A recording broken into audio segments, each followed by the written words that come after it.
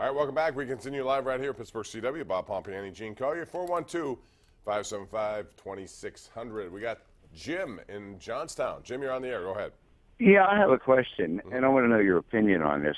Do you think Ben's going to throw more interceptions now since you don't have Brown, Bell, and Jesse James? I think it'll be less because I don't think he'll fill it. Why? Because he's forced the ball a lot of times to get to Antonio Brown. I think that was part of the problem. That Brown. Okay, well, we'll wait and see, all right? Well, he had 16 last year. If he duplicates that, they're going to be in trouble anyway. You do it, right, Gene? I believe you'll see less. I don't think you'll see 16, but Ben he's a year older. He's late in his career. I mean, it wouldn't shock me to see the same amount, but presumably he's going to throw less, and that should lead to fewer interceptions. He did leave the league in interceptions, but his interception rate was not really that bad when you consider all the passes he threw. Line 2 we go. It's Fred in North Huntington. Fred, you're on the Ireland Contracting Nightly Sports Call. Yeah, hi, guys. You guys did a great job. Thanks. Appreciate that.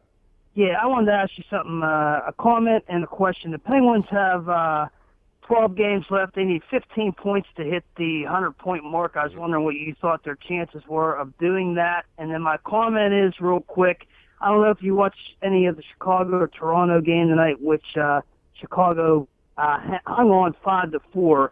Toronto had 30 shots in the third period, Bob. Wow, against Chicago. That's pretty good. That might be one of their franchise records, I would imagine. I haven't seen that in a long, long time. So I didn't see that. I was too busy watching Golden State and Houston. And right now, our NBA correspondent, Gene Collier, will give you a breakdown of what happened tonight in that game, In which game? Golden State, Houston. The Rockets, the Warriors. That's the one I didn't watch. I had all the others on. Actually, I was watching that, plus Pitt is still going on, and Pitt's now down by 6. West Virginia's playing, and they were winning against Oklahoma. So a lot of basketball on the tube these days. Do you like it? Busy. What, college basketball? Yeah, I mean this time of the year. No. No. Is it just too much basketball? It's just too scandal-ridden, Bob. Oh, now I see what you're doing. Sean Miller's team got ousted tonight, and the question now will be, what happens to him? Yeah, did you see what happened the other night?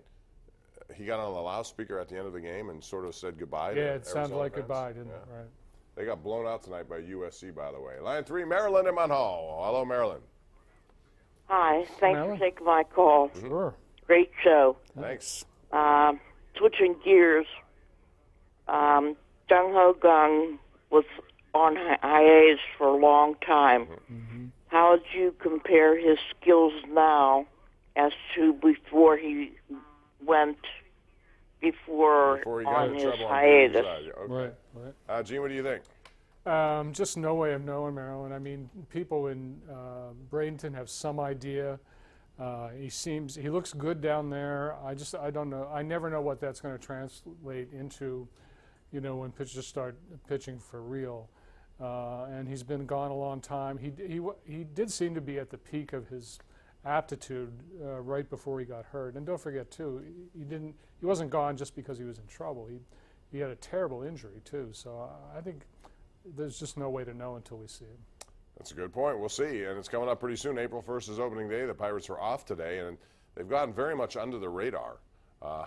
Not many people talking about it. We'll see when they start on April the 1st. I like their pitching staff a lot. We'll talk more about it tomorrow and as the week progresses. We're due for a break right here on Pittsburgh CW.